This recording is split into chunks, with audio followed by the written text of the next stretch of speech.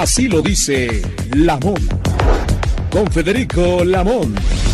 Sonido viral. Así lo dice Lamón. Con Federico Lamón. Esta tarde a través de las redes, así lo dice Lamón, con los temas cruciales en estos días.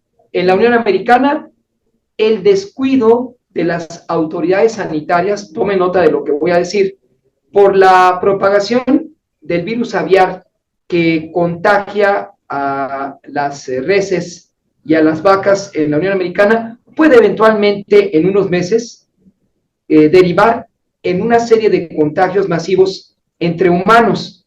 Esta ya es una velada advertencia que leí por la mañana en el periódico The New York Times y basada en otras experiencias en Asia por el 2002 y el 2006. Si allá no toman las cartas en el asunto, ¿qué puede suceder en México?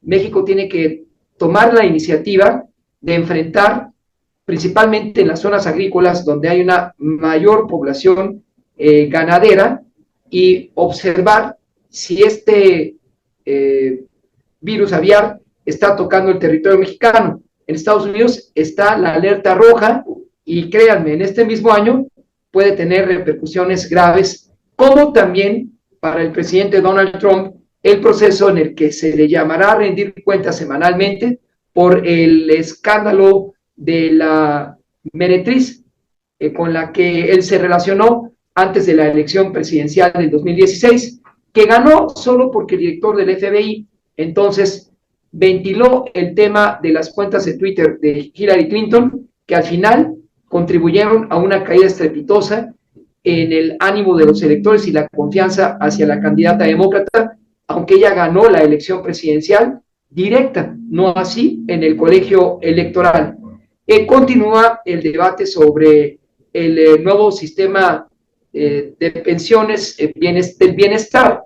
Créanme que la reforma de 1997 promovida por el presidente Zedillo fue con el objetivo de favorecer a los grandes monopolios, particularmente aquellos que no veían con buenos ojos que el trabajador, después de los años de productividad, se llevara el 60% del ingreso al término de su vida productiva. Ahora lo que se pretende con un fondo inicial de 40,000 millones de pesos, a manera de cómo llegó a la Cámara Alta, es resarcir ese daño a la economía de quienes cuentan con derecho a biencia y quienes son objeto a una pensión. Desde nuestro parecer, el seguro o la pensión debería ser universal e incluir a la población que no tiene el sistema pensionario del ISSSTE, del IMSS, y a partir de ello ser condescendiente con la gran mayoría de los mexicanos que nos encontramos en esa situación, principalmente a los trabajadores de los medios de comunicación, que somos explotados generalmente cuando laborábamos en ellos, en medios donde ni siquiera se paga IMSS, no hay ingreso, y ahí sí es la trata de la voz y la trata de la pluma. Esa es otra historia. Y la atención se concentra, además de esta reforma al sistema de pensiones diferente al modelo de Chile de la década de los 80 establecido durante la dictadura de Augusto Pinochet, en el debate del domingo entre las candidatas a la presidencia. La doctora Claudia Sheinbaum llegará aparentemente con el apoyo de las encuestas, no apoyo que se mencione así, sino la posicionan a ella con 30 puntos de ventaja frente a la ingeniero Xóchitl Gálvez, quien ya hizo un cambio en su equipo de colaboradores. Es la penúltima oportunidad que tiene la albiazul tricolor amarilla por los partidos que la respaldan en esta alianza de Corazón por México y la coalición Morena, PT y Verde Ecologista, que respaldan a la candidata Claudia Sheinbaum. En el primer debate tomó la ofensiva la ingeniera Gálvez, sin embargo, ello no significó que lograra posicionarse en el ánimo de los electores que ya tienen definida, basada en esa proyección, a quien podría suceder al presidente López Obrador el 1 de octubre de este año. La historia de los debates es realmente categórica. Quien se prepara, pero también se aparta del script, quien sabe mantenerse a la ofensiva con discreción, con la mirada puesta en el moderador y en la cámara a través de la cual la candidata observará y el candidato Maínez aproximadamente 50 o menos 45 millones de televidentes que estarán ahí presentes, será determinante para que principalmente entre el electorado indeciso, que ronda entre el 17 y 22%, al final decidan es ella o es aquel. Esto es lo que se prevé hacia el domingo en el debate definitivo en la percepción de los electores, y lo que interesa ahora a la doctora Sheinbaum es en la correlación de fuerzas del futuro Congreso, porque si ella logra asegurar por lo menos 22 millones de votos, el panorama en el Congreso podría ser como el actual, no tendría una mayoría calificada que le permita la aprobación de la mayoría de las iniciativas que envíe a lo que será la futura legislatura al Congreso o la 66 legislatura al Congreso de la Unión, tanto en el Senado de la República como en diputados. Y por nuestra parte propongo hoy ubicarnos en temas que este reportero presentó al propio Ejecutivo Federal. El presidente Andrés Manuel López Obrador, basado en su tesis de la formación del Estado mexicano, que consta de 176 páginas y 4 capítulos. En uno de ellos se le habla o se pregunta acerca del Estado y la nacionalización de los bienes de la Iglesia emprendidos en la reforma y amortiguación de los bienes del clero durante el gobierno del presidente Benito Juárez. La verdad, en estos tiempos se cree que fuera necesario algo así, dado que el clero, en algún sentido, y a través de prestadores o prestanombres, tiene propiedades visibles en la República Mexicana. Y también se le dijo al presidente hoy si él cree que los grandes latifundios en el sureste mexicano son historia del pasado, dado que, de acuerdo con la versión de un medio de circulación nacional, a la fecha, por lo menos varias miles de hectáreas regresaron a los antiguos enequeneros, dejando al campesino y a la gente de la economía social del ejido en una condición de siervo de la gleba.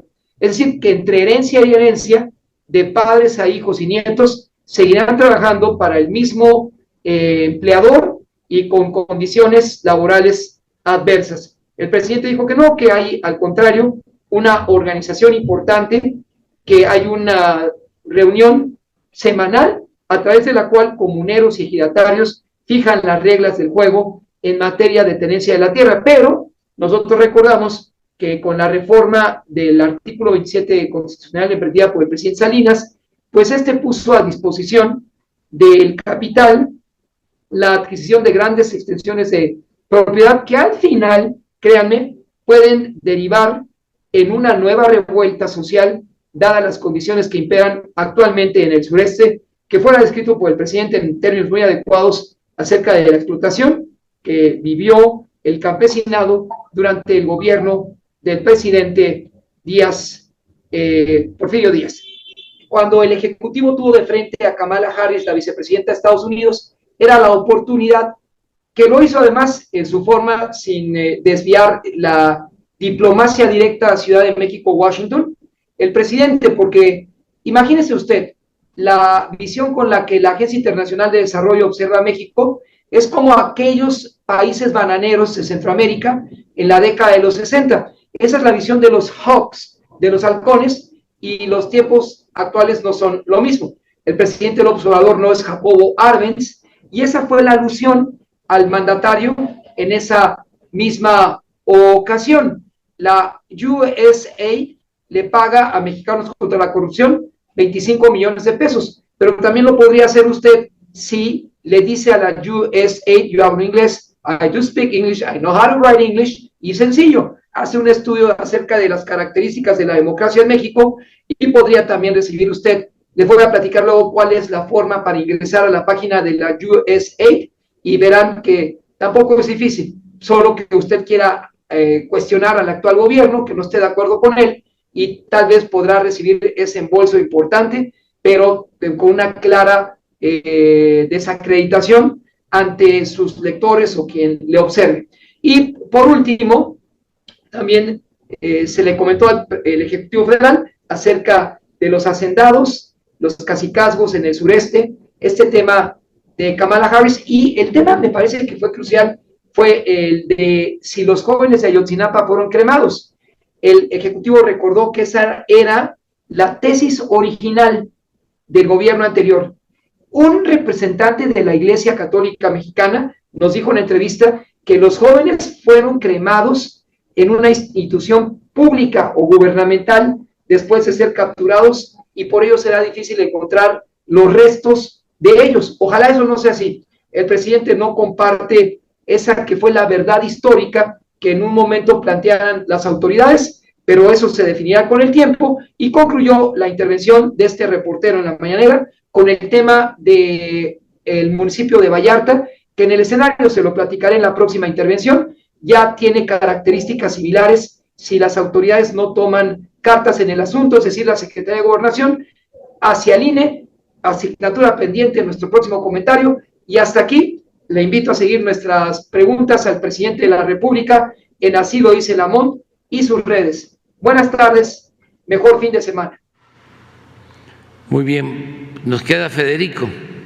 Señor presidente, hoy se cumplen 378 días que abordó el tema de su tesis profesional, la formación del Estado mexicano, y de las 176 páginas y los 4 capítulos, en la 138 aborda usted el tema de la nacionalización de los bienes del clero emprendidos durante el gobierno de Juárez. Esto va en alusión al benemérito del proletariado, Carrillo Puerto, porque da la impresión, señor presidente, que en el sureste de la República Mexicana, a partir de la reforma agraria del presidente Salinas, aún persisten condiciones similares a las del Ciervo de la Gleba.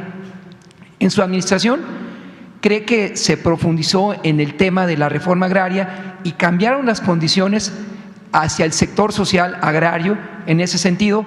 Porque hay denuncias de que los antiguos enequeneros son quienes ahora establecen las reglas del Ciervo de la Gleba, como primer planteamiento, señor presidente. Han cambiado mucho las cosas.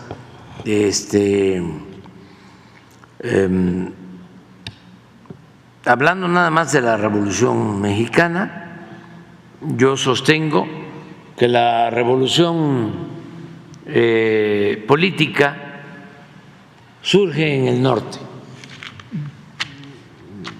Es Coahuila, es Sonora, ¿no?, los estados que impulsan la revolución. Bueno, desde Madero,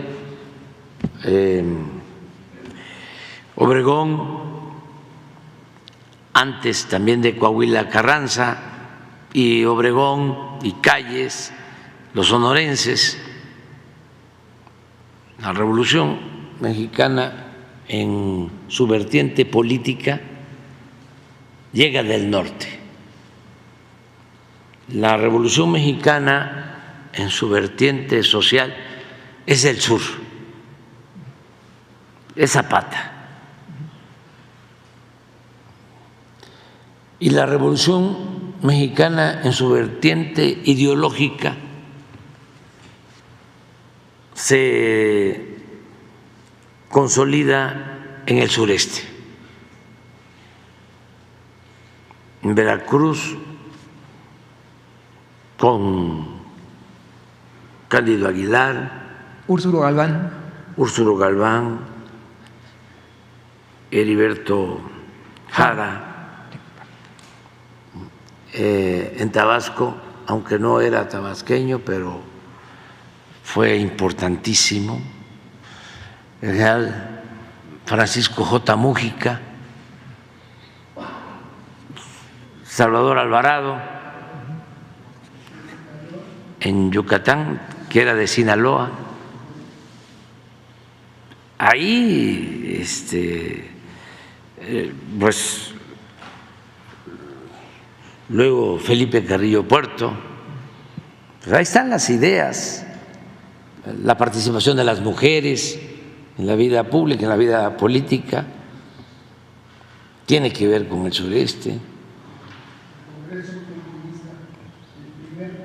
El primer congreso feminista en Yucatán, O sea, y pues eso dura hasta la actualidad. Yo nada más les puedo decir que el Estado, donde nunca ha tenido participación, donde nunca ha echado raíces el Partido Conservador, es en Tabasco. Ahí nada más somos o progresistas o radicales. No hay conservadurismo. Si ustedes hacen un análisis de los partidos conservadores de México, en donde tienen menos presencia histórica, no es nuevo.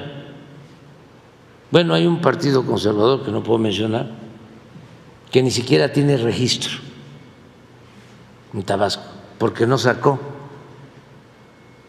ni 3 puntos, ni 3%. Para que vean, todo esto también para que se conozca nuestro país.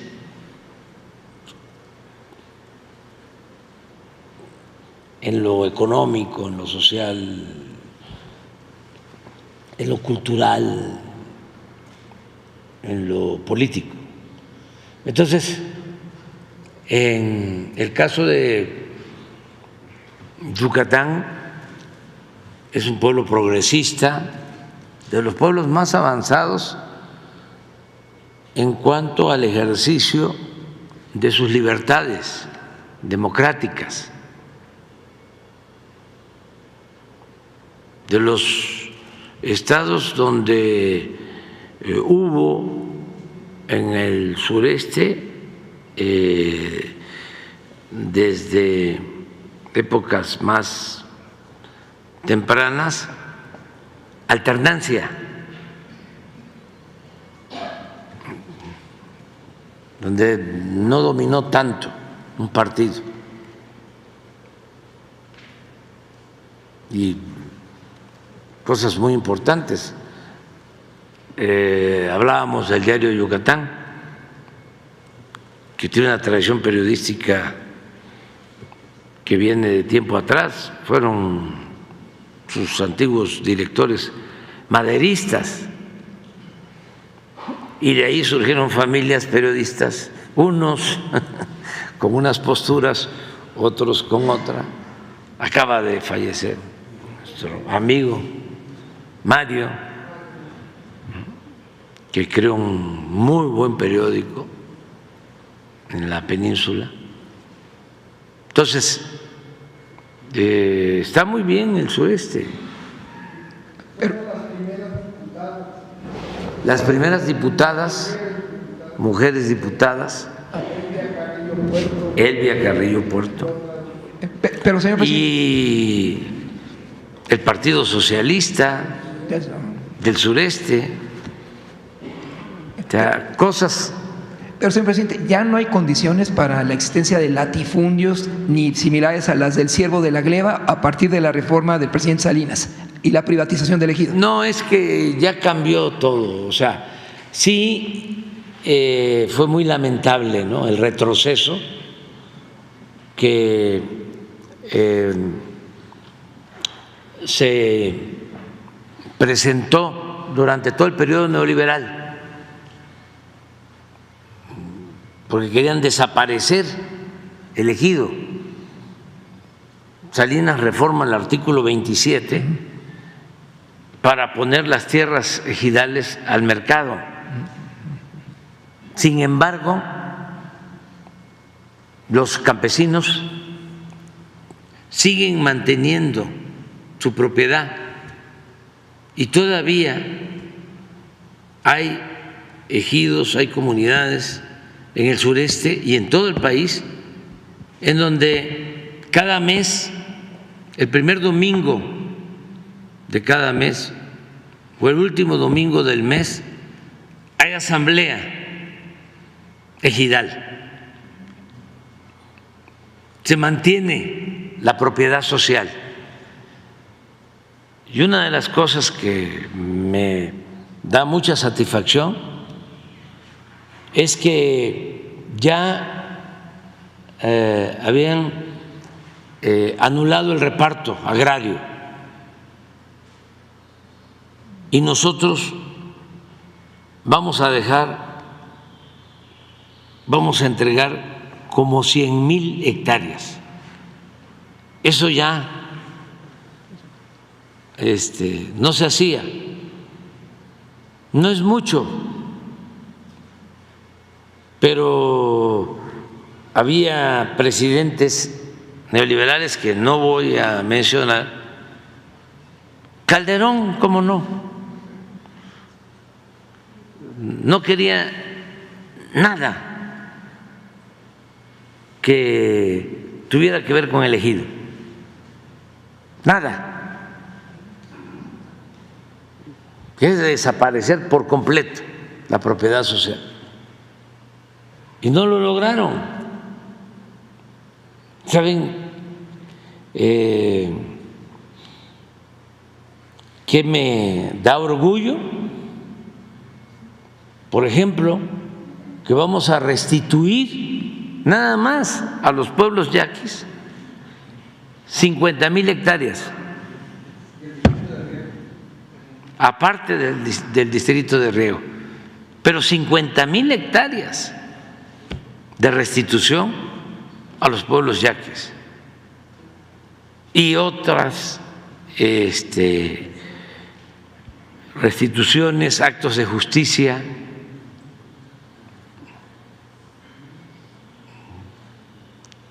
Entonces, el pueblo de México no olvida su historia, no olvida su pasado glorioso, y la historia de México es una historia revolucionaria. Sus transformaciones siempre han sido populares.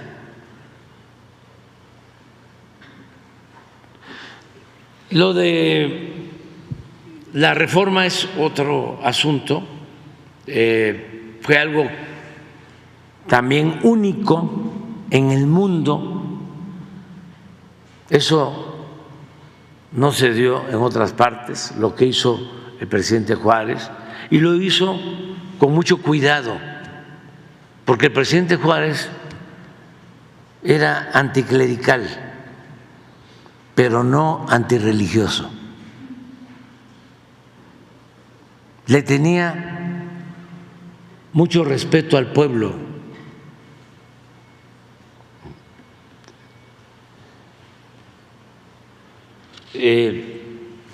Por eso estaba expidiendo las leyes de reforma, porque en aquel tiempo el clero tenía acaparadas todas las tierras del país y había que llevar a cabo la separación del poder eclesiástico del poder civil, porque no solo eran los dueños de las tierras, eran los dueños del poder y de las conciencias. Entonces, lo que hace el presidente Juárez es llevar a la práctica el principio bíblico de que a Dios lo que es de Dios y al César lo que es del César. Pero eso no sucede en ninguna parte del mundo. Y fue como un milagro, porque era mucho ese poder, muy grande. Entonces, el presidente Juárez, con mucho cuidado, porque conocía la fe religiosa del pueblo, supo informar de lo que se trataba, de que no era prohibir la religión, era garantizar el Estado laico, que, como ya dije, es garantizar la libertad religiosa, y supo separar. Por eso Ignacio Ramírez, que era liberal, decía: yo me hinco donde se hinca el pueblo. Y si ustedes hacen una revisión de los documentos, de los discursos del presidente Juárez, en los momentos en que está en Veracruz expidiendo las leyes de reforma, que son decisiones muy fuertes, en sus discursos encuentra uno frases como el decir: ojalá y la providencia divina nos acompañe en esta empresa que es en beneficio de nuestro pueblo. En sus discursos, y logra algo que no se logra en ningún país del mundo.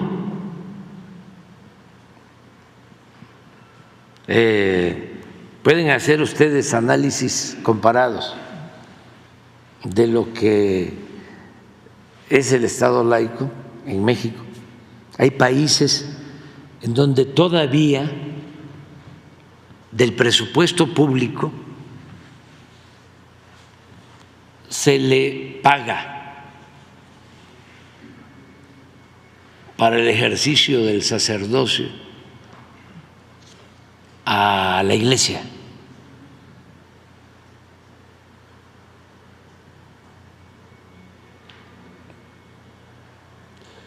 Entonces, aquí con mucho respeto se resolvió eso. Ahora vamos a inaugurar, para que se conozca más, 2 museos nuevos. También un día van a venir los que nos ayudan en toda la tarea de lectura, de recuperación de la memoria histórica, que es un grupo de intelectuales, mujeres, hombres. Me ha ayudado mucho en esto Beatriz, mi esposa, y mucha gente que trabaja sin cobrar y en el anonimato, pero que ha ayudado bastante para recuperar, por ejemplo, piezas arqueológicas robadas a México. Se han recuperado muchísimas piezas de todo el mundo y se han recuperado códices y se están haciendo museos como nunca.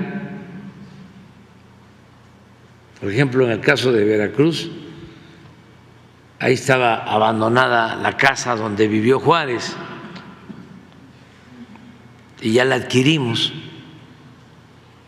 y se está convirtiendo en un museo, y vamos a inaugurar también en agosto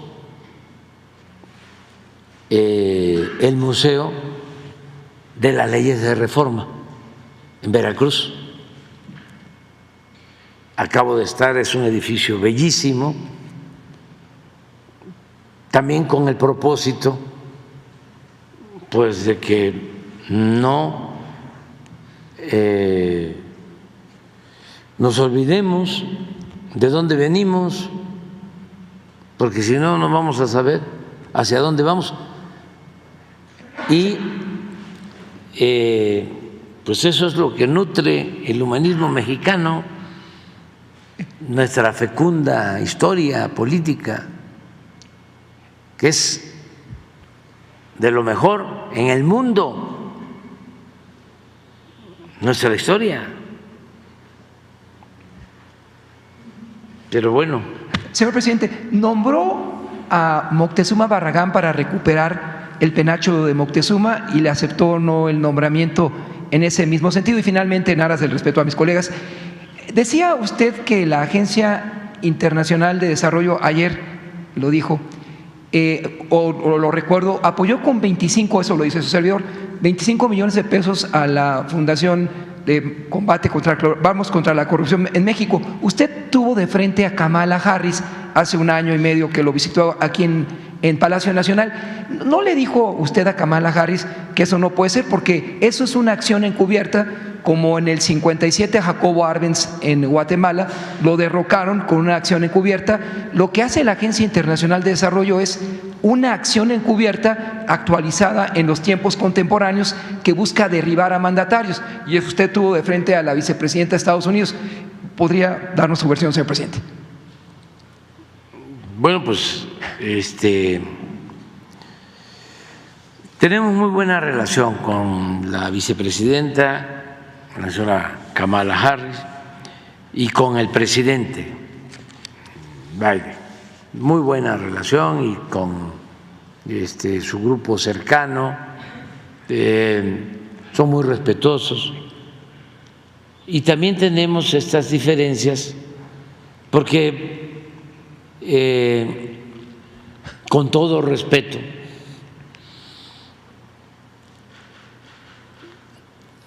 en Estados Unidos no terminan de cambiar su política exterior o mantienen los mismos criterios de política exterior de hace 200 años. No todos. Cuando hablo con el presidente Biden siempre es respetuoso y dice nuestro trato tiene que darse en un pie de igualdad, y le creo. Y vamos avanzando así. Pero hay otros funcionarios del gobierno de Estados Unidos que tienen una concepción distinta, muy prepotente, muy apegada a la antigua política intervencionista, injerencista. Y no cambian. Por ejemplo, ¿no les parece anacrónico el que tengan ellos o se apropien del derecho de calificar la conducta de países independientes, soberanos? ¿Quiénes son ellos para emitir recomendaciones sobre derechos humanos, certificados? Este se porta bien, este se porta mal. Y quieren, además, justificarlo como si viviésemos en un mundo de gente inconsciente. Quieren justificarlo diciendo: es que con este informe que recogemos, primero, imagínense las fuentes, ¿no? Ellos mismos dicen que las fuentes son de periódicos o de medios de México, o lo que opina el Poder Judicial sobre nuestras diferencias, pero que hacen ese informe para que de esa manera el Senado decida a quién va a ayudar y a quién no. La verdad es que ya llevan años sin ayuda humanitaria a los países de América Latina y del Caribe. Desde la Alianza para el Progreso del presidente Kennedy, 1861 hasta 1870, perdón, 1900. La ALPRO. Sí, nada más. Y todo lo que han hecho después es ayuda militar, desde el Plan Colombia, el Plan Mérida. Aquí, hasta hace poco tiempo, y esto para los jóvenes, hacían una ceremonia donde el embajador de Estados Unidos entregaba helicópteros de guerra al gobierno de México, al gobierno de Calderón. Les tomaban la foto. Esa era la ayuda. No, nosotros, desde que estoy en el gobierno, y no les hemos pedido, y estamos nosotros ayudando, cooperando, pero no nos han entregado ni $1.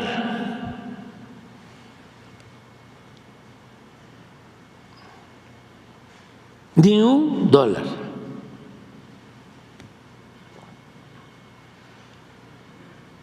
Entonces, no es cierto que ese informe tenga el propósito de ver a quién ayudan y a quién no ayudan. Sencillamente no ayudan a nadie, hablando en plata. ¿Y qué tienen que hacer? Con todo respeto,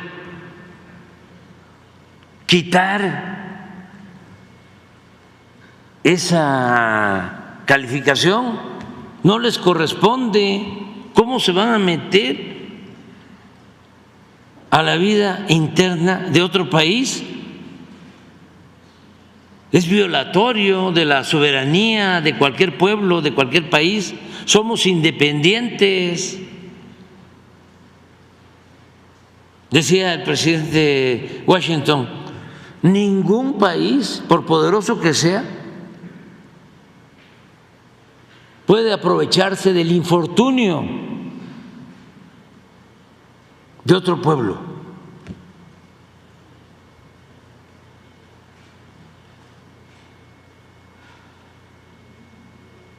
Entonces, si hacemos las cuentas, ¿saben cuánto destinamos nosotros a ayudar en el fenómeno migratorio? Como 2,000, 3,000 millones de dólares al año.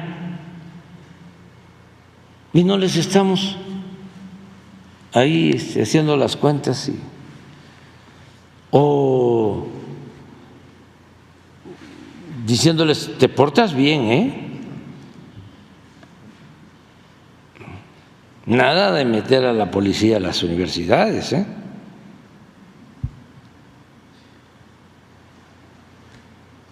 Nada de que vas a estar financiando guerras, violando derechos humanos.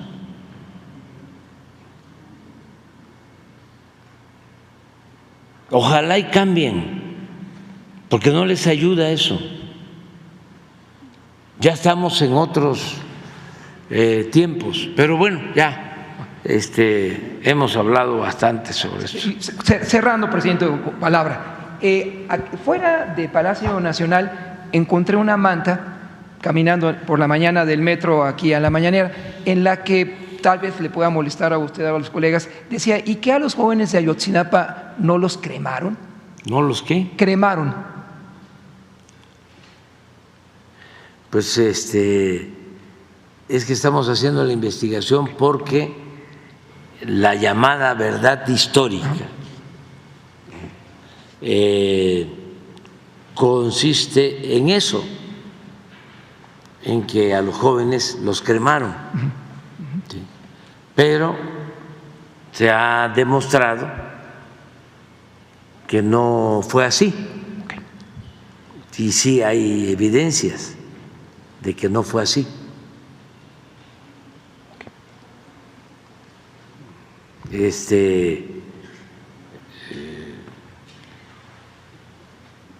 Nosotros hemos encontrado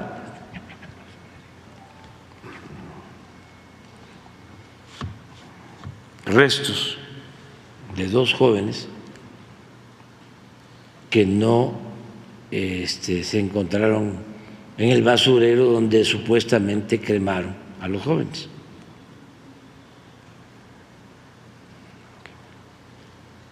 Entonces, eso es lo que estamos investigando y queremos conocer.